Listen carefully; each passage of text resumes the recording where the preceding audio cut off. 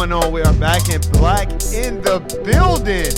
Shout out to everybody at the Core Plantation. I'm your boy, 1G, in the place B Big Clown Sucker Free since 2003. Can't finesse me. You already know what it is. You know what it ain't. Shout out to everybody at the Core Plantation. Dave from No Compromise. James Youngblood. Shawnee. Eric and Tasha. You already know what it is. You know what it ain't. Let's get it. Subject today is from champs to chumps. We are going to break down psychologically what it means to be a company man and how you do the bidding of the dominant society and see what happens to you once you are out of adherence of being a winner and making them the money. Sometimes reality sets in. So let's get into it now. Let me tell you, look, I watched the last 5 minutes of the Laker game. I've been watching the last 5 minutes of the Laker games since I think they played Golden State. I've been watching the last. And what I've noticed about the NBA as a whole, it is ran by the dominant society. It is the Core Plantation. But here's the deal. See, a lot of these Core Plantations will make you the face of their plantation, and they'll have you jumping through hoops, treating your own people like shit, because they're giving you the bag. But sometimes when you take on that responsibility, if you have not read books like The ISIS Papers by Dr. Francis Cress Welsing, or Black Labor by Wealth by Dr. Claude Anderson, or The Compensatory Counter-Racist Code of Ethics by Neely Fuller Jr., if you don't read those books, you don't understand how they are putting you up against the wall where you are prostituting your integrity for the well-being of a big-time Fortune 500 company that don't give a fuck about you.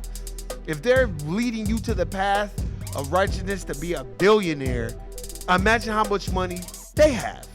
And the reason why I'm discussing the Lakers in its entirety and from champs to chumps because of how they did Magic Johnson. Magic Johnson is a businessman, and he was able to parlay his success into business. And within him being a businessman, he took the job as a general manager of sports operations to rebuild and make the Lakers organization all they can be. And he was able to get LeBron there. He would have got other black superstars there as well because they know Luke Walton wasn't cutting it. But what I didn't like is how they treated Magic Johnson. You made it seem like he had full autonomy and full authority to do what he needed to do to get that organization to where they needed to be. But you didn't do that. You got what you wanted. You got LeBron James. And after that, it's like, all right, nigga. No, you can't fire Luke Walton. White person got to be in there. All this other shit, right? This is the shit that's been taking place. Then y'all lobby the NBA to create a play-in tournament because we can't have LeBron James breaking Kareem Abdul-Jabbar's record and not making the playoffs. Okay, that's fine. Then they beat the wonderful and the great Golden State Warriors. So now we're like, oh man, we're on the road to success. Here is my issue.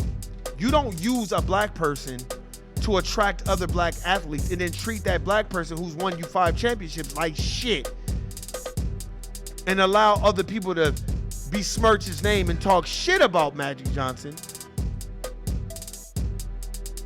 for Magic Johnson to just leave in the middle of an interview and say, that's why I'm resigning right now because I don't want to lose friendships. That means Jeannie Buss, you and your brothers and whoever else is running that organization are for the system of racism and white supremacy. You are not trying to establish a system of justice because if you really love Magic Johnson the way you portray to love him, you would have been like, let me address everyone. Magic Johnson has full authority and autonomy to do what he needs to do. Please do not come to me talking shit about Magic Johnson. This is not just a great friend of mine, he's family, and we're putting this organization in his hands to do what needs to be done. No, you didn't do that. You treated him like Luke Walton was better than him. Like Luke Walton won 5 championships for you, and Magic Johnson didn't win shit. So, then you have our great Laker, or so they call it, LeBron James, King James. Now, we know that LeBron James runs the teams behind the scenes. You got Russell Westbrook there. My issue with LeBron James over this whole shit, y'all gonna be like, what the fuck is Warren talking about? Because he don't ever talk about sports. I'm gonna tie it all in. This is the issue that I had. You brung Russell Westbrook there under the guise of, hey, let's win a ring together, let's play together. When the heat got too hot in the kitchen, you stepped away and let him take all the blame. You was there before Russell. Well, Warren, what do you mean? Russell already didn't have a jump shot before he got to the Lakers. See, all teams have what's called scouting reports. And they have people that do their due diligence and go out and scout other teams and other players. So y'all didn't scout Russell Westbrook and know that he didn't have a jump shot and that it probably wouldn't work in this system? Right. This is what happens when you become a company man for the dominant society. You're going to be stuck holding the hot potato. You say, Warren, where are you going? Let me translate it to this. I know everybody like, what is he talking about? When we work at a corporate plantation, let's say I work at Plantation A, and I want to get James Youngblood to come. James Youngblood is working at Plantation B. So at Corporate Plantation A, I got full autonomy. Like, they listen to everything I say. So I'm like, hey, James Youngblood, bro, come fuck with me at Corporate Plantation A. Fuck B. James Youngblood is like, all right, I'm going to go fuck with Plantation A. Now, when James Youngblood gets to Corporate Plantation A, I already know the type of worker that he is. So if James Youngblood is the type of worker that he don't put up with no bullshit, he don't play no games, I need to let the people in charge know, hey, he's not gonna take a lot, and he's not gonna take a lot of the bullshit. He's not gonna tolerate a lot of the bullshit, right? And if James Youngblood, or let's just use me, let's reverse it. James Youngblood works at Corporate Plantation A. Warren works at Corporate Plantation B. James Youngblood tells me, hey, Warren, leave Plantation B and come to Corporate Plantation A. And I say, okay, I'm finna go over there. Now, James Youngblood and Corporate Plantation A knows Warren is not a good worker. Warren is not the type of worker they need at Corporate Plantation A. But because they love James Youngblood and he is the face of Corporate Plantation B, they're gonna get me over there anyway. Now, once they get me to Corporate Plantation A, and I'm not the worker that they knew I wasn't, and I'm not doing what the fuck I need to be doing, and I'm not trying to become a better worker, and I don't give a fuck, and I got my own ego, whose fault is it then? Is it Corporate Plantation A's fault, or is it James Youngblood's fault for saying, I want Warren over here? Well, I'm gonna say it's a little bit of both, but at the end of the day, y'all know that Warren, coming from Corporate Plantation B, don't have his work ethic to par, and it's not going to be a good fit for the team that we have at Corporate Plantation A. But since James Youngblood really wants me over there, I get over there, and then I stink up the joint. Now, whose fault is that? Because at the end of the spectrum, players are not supposed to run the organizations, right? That's why you have leadership. That's why you have people in upper management that run the organizations, correct? Right. Okay, then. That's what I'm saying.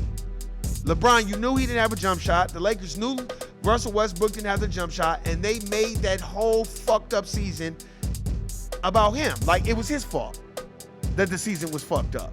No, it wasn't his fault that the season was fucked up. The Lakers organization was already not a great organization. Why you say that, Warren? They got every player that they've gotten rid of. Contavious Pope or whatever. Oh, he's on the Denver Nuggets, right? Then you got all these other players that have left, Julius Randle, and they've become great players on other teams. This is why you don't allow a company man to do what he do. LeBron is a company man. He's thinking about the well-being of his family, and there's nothing wrong with that. But now you're going to have to take this burden and this loss. You might as well have kept Russell Westbrook if you got swept. That's why being their man in the United States of America Incorporated, they're going to always leave you with the hot potato.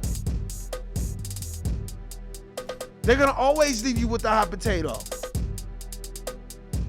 This is why being a corporate man doesn't always work and end well for you in doing the bidding of the dominant society. My issues that I have with LeBron James is, I get it, you're the face. I get it, it's a lot of pressure. I get it, but you were so quick to apologize about that Jewish remark from a rapper's lyric.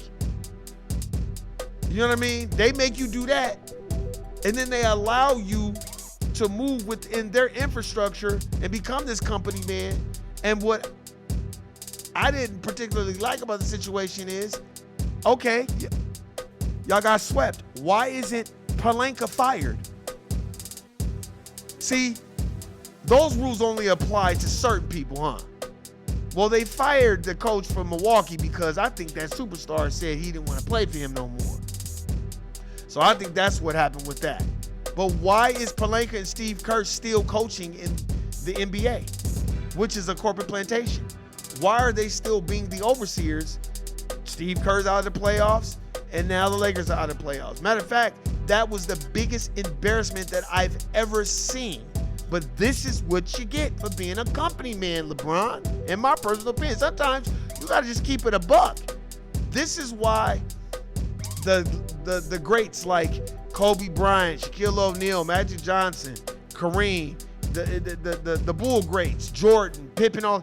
This is why they were so great. Because if they didn't like what the fuck was going on, they're gonna say it. They're not gonna leak no shit to no press. They're not gonna smile with everybody. They're not gonna act like they're everybody's friend because they're trying to get it back. Because once you start prostituting your integrity, they got you. They got you. Now you're gonna have to bear that burden. And now you're hearing talks that this motherfucker wanna retire.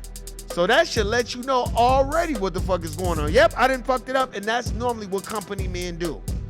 They get what they need to get out of it, and then they the fuck up out of there. See, we got to stop replicating that dysfunctional behavior.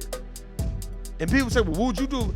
First of all, I'm not saying that LeBron James is not rooted and grounded. What I'm saying is he was they company man. He is they man.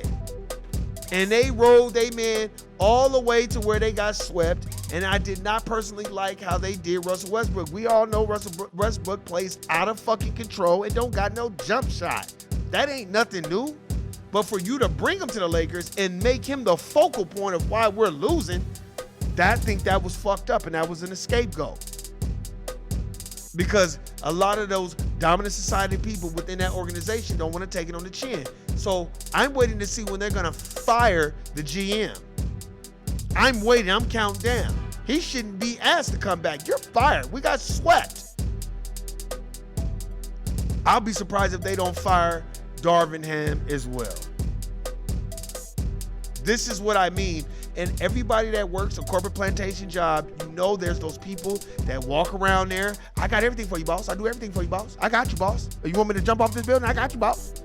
No problem.